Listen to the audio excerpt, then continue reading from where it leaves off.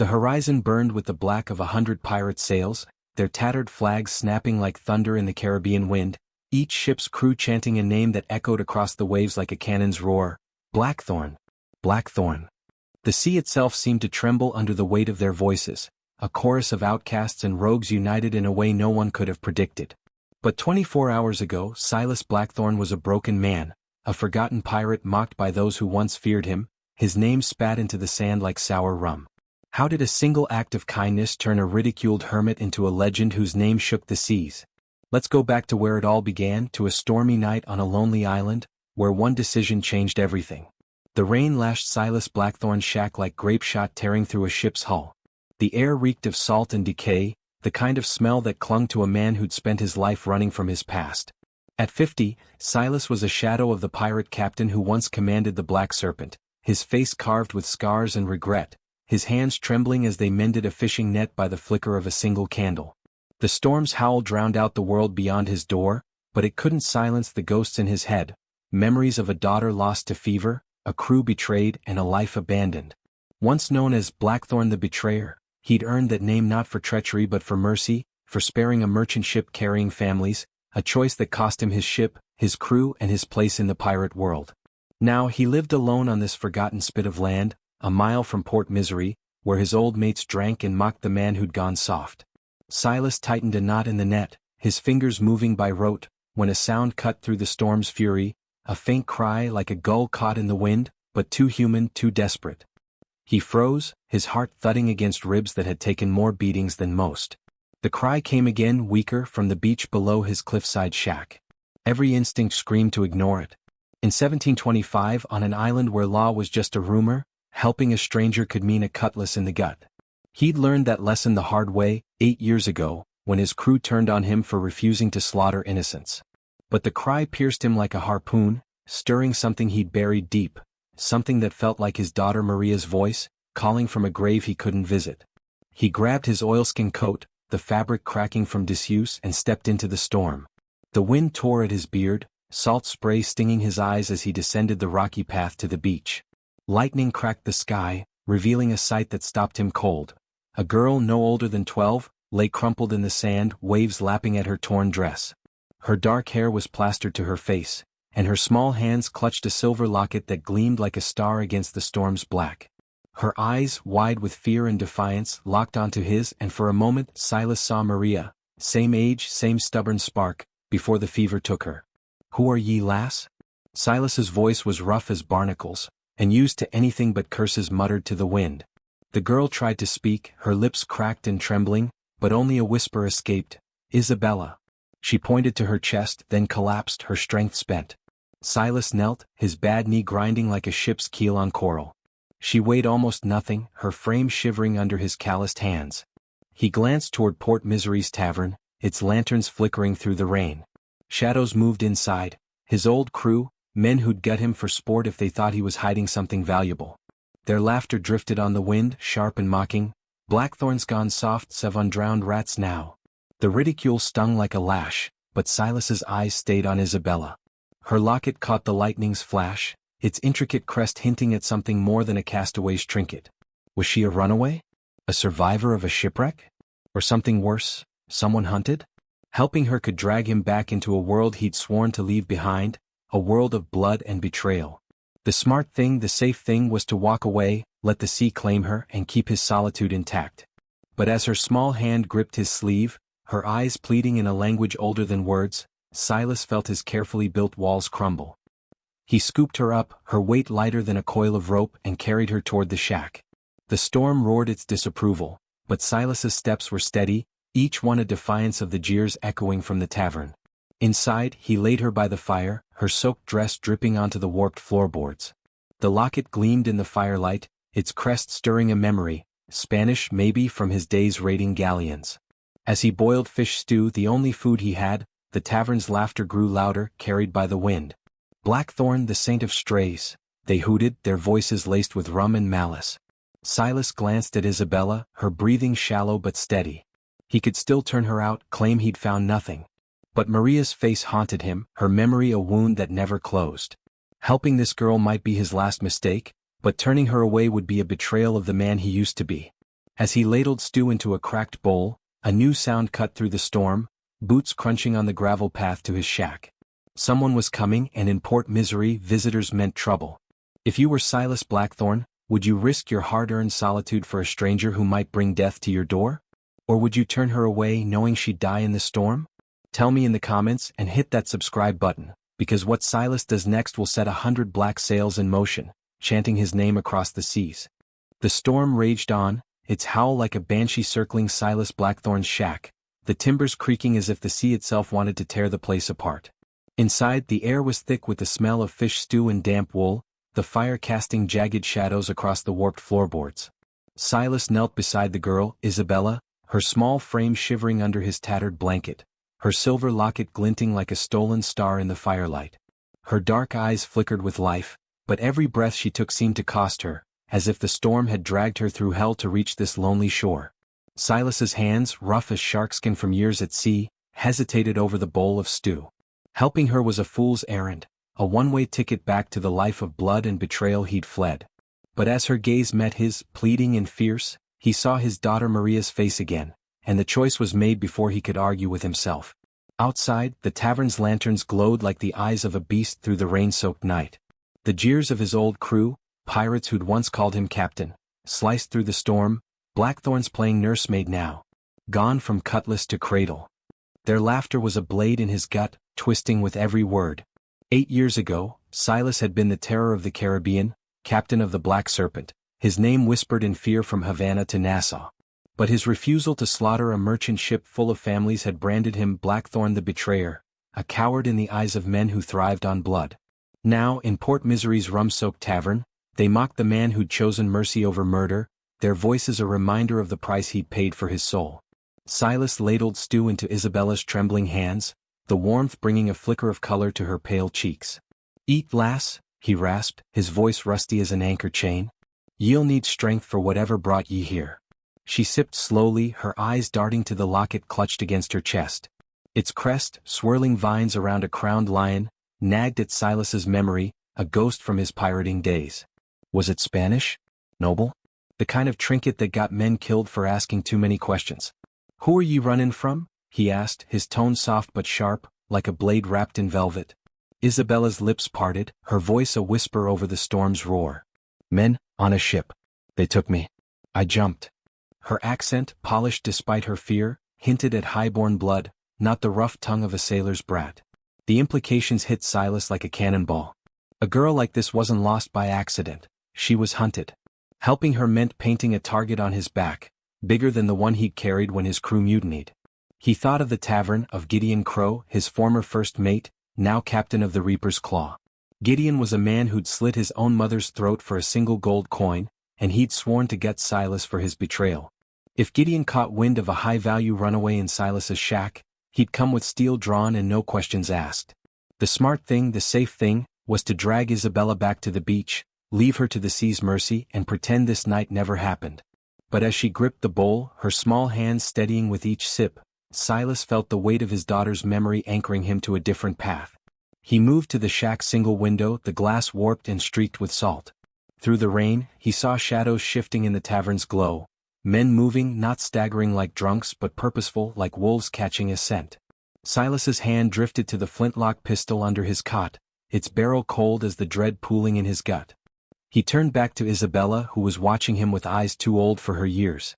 "They're comin' for me, aren't they?" she whispered, her voice carrying a certainty that chilled him. "Not gold. Me."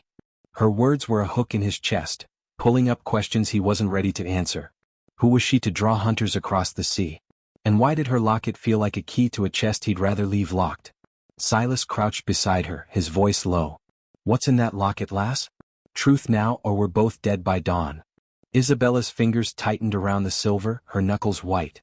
"A map," she said finally, her voice barely audible. "To treasure. My father's. They want it." The word treasure was a spark in a powder keg. Silas knew the Caribbean's bloody history. Maps meant fleets, fleets meant wars, and wars meant bodies piled high on beaches like this one. He slid a floorboard aside, revealing a hidden nook where he stashed his own secrets.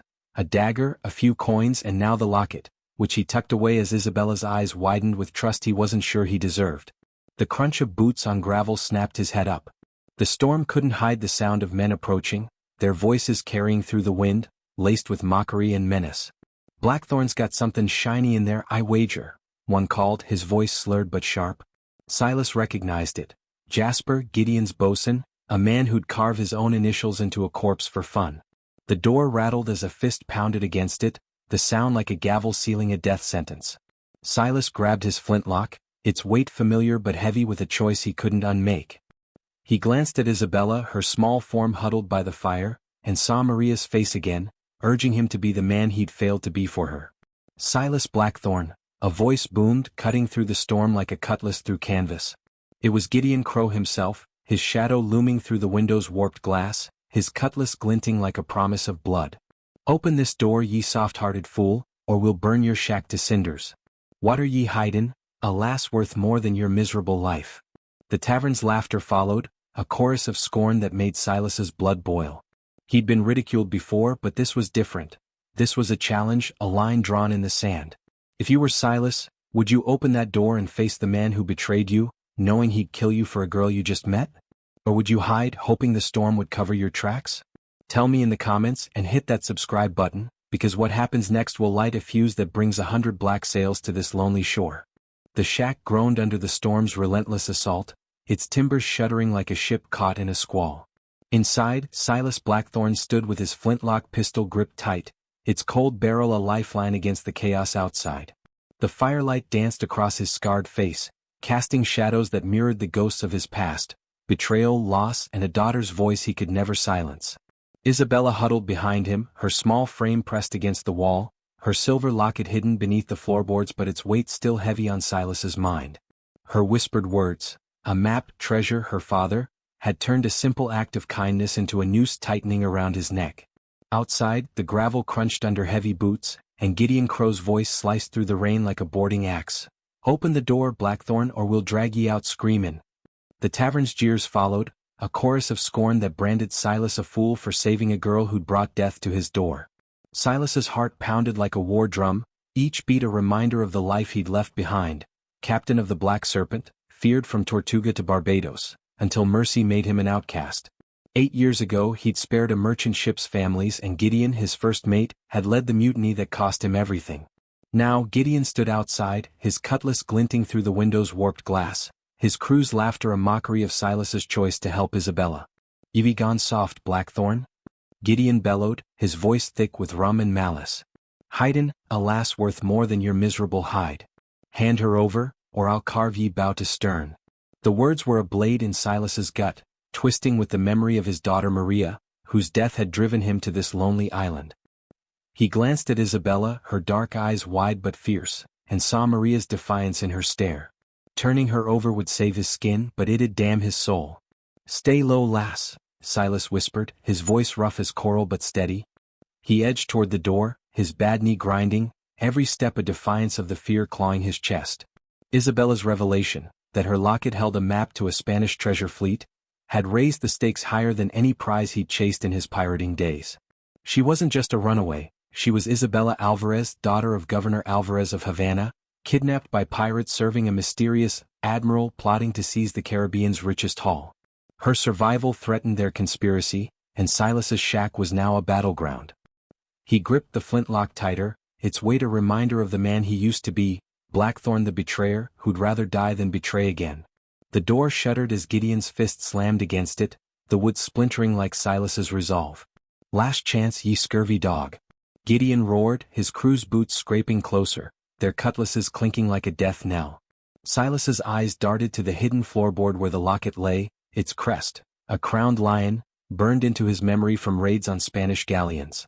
He could barter it, claim ignorance, but Isabella's voice cut through his thoughts. "They'll kill me," she whispered, her Spanish accent sharp with urgency. "The map, it's everything to them." Her words were a spark in a powder keg, igniting Silas's buried instincts. He wasn't just fighting for her life, he was fighting for redemption, for the chance to be the father he'd failed to be. Silas kicked open the door, the storm's howl swallowing the creak of hinges. Gideon stood there, a hulking silhouette in the rain, his cutlass raised, his grin a slash of cruelty. 5 of his crew flanked him, their eyes gleaming with greed and bloodlust. Well well, Gideon sneered, his voice dripping venom. Blackthorn's playin' hero for a drowned rat. She's no common wench. Those shoes are too fine for a castaway. What's she worth, Silas? A governor's ransom. Silas's gaze flicked to Isabella's boots, scuffed but clearly crafted for nobility, a detail he'd missed in the firelight. Gideon's laugh was a blade. Ye always were a fool for soft hearts. Hand her over, or I'll burn this shack and every memory ye got. The air crackled with tension, the storm's lightning illuminating Gideon's scarred face, a mirror to Silas's own. For a moment, Silas saw his old friend, the man who'd sailed with him through tempests and triumphs, before greed turned him into a monster. She's just a girl, Silas growled, leveling the flintlock. Walk away, Gideon, or I'll send ye to Davy Jones myself. The crew laughed, but Gideon's eyes narrowed, sensing the steel in Silas's voice. In a blur, Gideon lunged, his cutlass arcing toward Silas's chest. Silas sidestepped, his old instincts flaring, and fired the flintlock. The shot grazed Gideon's shoulder, sending him staggering back, blood mixing with rain. The crew froze, shocked by Silas's speed, a glimpse of the captain they'd once feared. You'll pay for that. Gideon snarled, clutching his wound. He retreated into the storm, his men following, their curses lost in the wind. Silas slammed the door, his breath ragged, Isabella's wide eyes locked on him. They'll be back, she said, her voice steady despite her fear. With more men. The admiral, he wants the map and he won't stop. Silas nodded, his mind racing. The admiral was no ordinary pirate. Someone with enough power to unite fleets, to hunt a governor's daughter across the seas. As he reloaded his flintlock, a new sound pierced the storm. Not boots, but the distant boom of cannon fire, echoing from the horizon like a warning from the deep. Silas peered through the window, the rain blurring his view, but the flashes of light on the sea were unmistakable. Ships, dozens of them, their black sails barely visible against the night. Were they Gideon's allies or something else entirely? Silas had defied his betrayer, but the cannon fire meant a bigger storm was coming. One that would tie his fate to 100 black sails. If you were Silas, would you fight a former friend to protect a secret that could shake the Caribbean?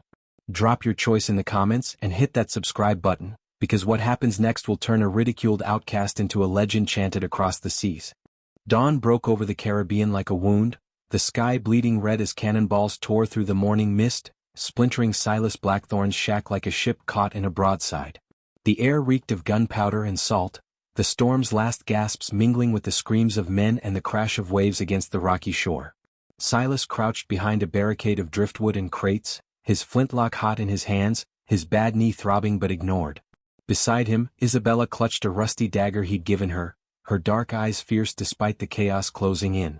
Gideon Crow's fleet, 6 ships with black sails and snarling figureheads, pounded the beach with cannon fire, their crews swarming ashore like rats from a sinking ship. Blackthorn. Gideon's voice roared over the din, sharp as a cutlass. Ye can't hide forever. Give us the girl or we'll burn ye to ash. The tavern's jeers from last night echoed in Silas's mind, their ridicule now a death sentence, but he'd made his choice. Isabella was no pawn to be traded. The shack was a fortress of desperation, its walls pocked with bullet holes, the floor slick with rainwater and blood from a graze on Silas's arm. He'd fought off Gideon's first wave with traps he'd set years ago, nets hidden in the sand, spiked pits dug beneath driftwood, his pirate cunning still sharp despite his exile. But Gideon's men were relentless, their cutlasses glinting as they closed in, their laughter replaced by snarls of greed. They wanted Isabella's locket, its map to a Spanish treasure fleet, a prize that could make them kings of the Caribbean. Silas glanced at the girl, her fine boots scuffed but betraying her noble blood. Isabella Alvarez, daughter of Governor Alvarez, the key to a conspiracy led by a shadowy admiral. Helping her had turned Silas's quiet exile into a war, and now his shack was the last stand of a man who'd once sworn never to fight again. Stay behind me, lass, Silas growled, his voice rough as barnacles but steady as a ship's keel. He fired his flintlock, dropping a pirate who'd breached the barricade, the man's scream swallowed by the cannon's roar. Isabella, no stranger to survival, darted to the window, her small hands working a signal flare Silas had scavenged from a wreck. The Spanish outpost, she whispered, her Spanish accent cutting through the chaos. If I can light this, they'll come. Her courage stirred something in Silas, Maria's defiance, reborn in this girl he'd sworn to protect. He nodded, reloading his pistol as another cannonball shattered the shack's roof, showering them with splinters like jagged rain. The beach was a battlefield, Gideon's men chanting curses as they advanced, their boots churning the sand into mud. Silas fought like the captain he'd been, his movements swift despite his age, disarming one pirate with a swing of his dagger, tripping another into a spiked pit. But the odds were grim, 20 men against one with more pouring from the ships. Gideon stood on a dune, his wounded shoulder bandaged but his cutlass raised, his grin a promise of death. "Yeri no hero Blackthorn," he shouted. "Just a fool dyin' for a girl who'll get ye killed." The words stung, but Silas's eyes stayed on Isabella, her flare sparking to life, its red glow a desperate prayer to the horizon. Just as hope flickered, a new sound rolled over the sea, a deep, rhythmic boom like war drums born from the deep. Silas risked a glance through the shack's shattered window, his breath catching. The horizon was alive with black sails, not 6 but 100, their tattered flags snapping like thunder, their hulls cutting through the waves like sharks. A fleet, vast and impossible, filled the dawn, their cannons silent but their presence a storm of its own. At their head sailed the Siren's Wrath, its figurehead a snarling mermaid, commanded by Captain Elena Varga, a pirate Silas had spared years ago when he refused to slaughter her crew. Her voice carried over the water, sharp and commanding, "Blackthorn! Blackthorn!" The chant spread, 100 ships roaring his name, the sound shaking the sand beneath Silas's feet. Gideon's men faltered, their eyes wide as Elena's fleet opened fire, cannonballs ripping through their ships like paper. The tide turned in a heartbeat, Gideon's crew scattering as Elena's disciplined pirates stormed the beach, their cutlasses flashing in the red dawn. Silas fought alongside them, his flintlock spent but his dagger singing, each strike a defiance of the ridicule that had haunted him. Isabella's flare burned bright, and in the distance Spanish sails appeared, her father's outpost answering her call. The battle was chaos, but Silas felt alive, the captain he'd buried rising from the grave of his exile. As Gideon's last ship caught fire, a new figure emerged from the smoke, a man on a distant vessel, his silhouette tall and familiar, watching Silas with eyes like a predator's. The narrator's voice cuts in, heavy with dread. Silas had turned the tide, but the man watching from the shadows was no stranger. It was Captain Salazar, his old mentor, the admiral behind the conspiracy. What Silas didn't know was that his act of kindness had sparked a rebellion that would shake the Caribbean. The man vanished into the smoke, leaving Silas with a victory laced with fear. Isabella gripped his hand, her flare still burning, her eyes filled with hope and trust. If you were Silas, would you trust a fleet rallied by your past, knowing your old mentor is still out there plotting revenge? Drop your thoughts in the comments and hit that subscribe button, because the next chapter will reveal why 100 black sails chanted Blackthorn's name, and what it cost him. The beach lay silent, a graveyard of shattered ships and broken men, the dawn's red glow fading into a bruised Caribbean sky.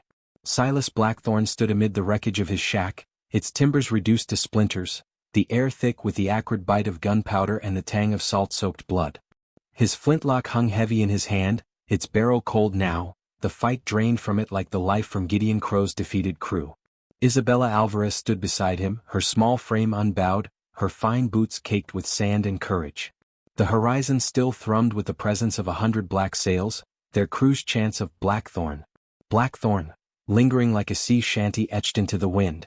One act of kindness, saving a lost girl, had turned a ridiculed outcast into a legend, but the shadow of Captain Salazar, Silas's old mentor and the admiral behind the conspiracy, loomed like a storm cloud, promising a reckoning yet to come. The battle's aftermath was a tapestry of chaos and hope. Gideon's fleet lay in ruins, their black sails tattered on the shore, their men either dead or fled into the jungle of Port Misery. Captain Elena Varga, commander of the Siren's Wrath, strode through the wreckage, her cutlass sheathed but her presence as sharp as its blade. 8 years ago, Silas had spared her crew when his own turned against him, and now she'd rallied 100 ships to his side, their captains bound by tales of his mercy. "You stirred the seas, Blackthorn," Elena said, her voice rough but warm, a grin cracking her weathered face. "The Caribbean's talkin', the betrayer's no traitor but a man worth chantin' for." Her crew raised a shanty, its rhythm pulsing like the tide. Blackthorn's heart, it spared the weak, turned the tides, made devils meek. The song was a pirate's oath, a tribute that drowned out the tavern's jeers from the night before. Isabella clutched Silas's hand, her silver locket, its map to a Spanish treasure fleet, safe now, a symbol of the trust that had bound them through the fight. Spanish sails dotted the horizon, Governor Alvarez's outpost answering her flare, their cannons silent but ready. The governor's ship landed, and a man in fine silk stepped ashore, his face a mirror of Isabella's, stern but softened by relief. "My daughter," he said, his voice breaking as he embraced her. Silas stepped back, his scarred hands empty, expecting to fade into the shadows as he always had. But Isabella broke free, running to him, her arms wrapping around his waist. "He saved me," she told her father, her Spanish accent fierce with pride. "He's my family now." The words hit Silas like a cannon shot, cracking the walls he'd built around his heart since Maria's death. Governor Alvarez studied him, his eyes weighing the pirate who'd once raided his ships. "You've given me back my daughter," he said, his voice steady but heavy. "Name your price." Silas's gaze fell to Isabella, her defiant spark so like Maria's, and he shook his head. "No price," he rasped. "Just let her live free." Alvarez nodded, offering a pardon scrawled on parchment and a small sloop, its sails patched but sturdy. "For a new start," he said, a rare smile breaking through. Silas took the parchment, his hands trembling not from rum but from a purpose he'd thought lost forever. The pirates gathered, their shanty rising again, a chorus that shook the shore. Elena handed Silas a carved wooden medallion, a pirate's token of brotherhood, its edges worn smooth by the sea. "Erie no hermit no more Blackthorn," she said. "The seas know your name again." Isabella slipped her locket's chain from her neck, pressing it into Silas's hand. "Keep it," she whispered. "So you'll remember me." The locket's weight was a promise, a tether to the girl who'd brought him back to life. As the Spanish took Isabella to their ship, she looked back, her wave a beacon in the morning light, and Silas knew he'd sail to her if she ever called. Days later, Silas and Isabella stood on the deck of his new sloop, the Maria's Hope, its name painted in fresh white letters. They sailed for a new island far from Port Misery's jeers, where Silas would teach her the sea's ways, knots, stars, and the courage to face any storm. The Caribbean stretched before them, its waves whispering of second chances, of a man no longer defined by betrayal but by the 100 black sails that had chanted his name. The shanty echoed in his mind, a melody of redemption as the sunset painted the sky gold, the locket gleaming against his chest like a star he'd never lose again. One act of kindness turned a ridiculed pirate into a legend, a father, a hero. Silas Blackthorn found his purpose, but Captain Salazar's shadow still waits on the horizon. If you were Silas, would you sail into that sunset, knowing a traitor's revenge looms? Tell me in the comments and click the video on your screen for another tale of courage and redemption that'll grip your soul. Hit that subscribe button to join our crew because stories like this live forever.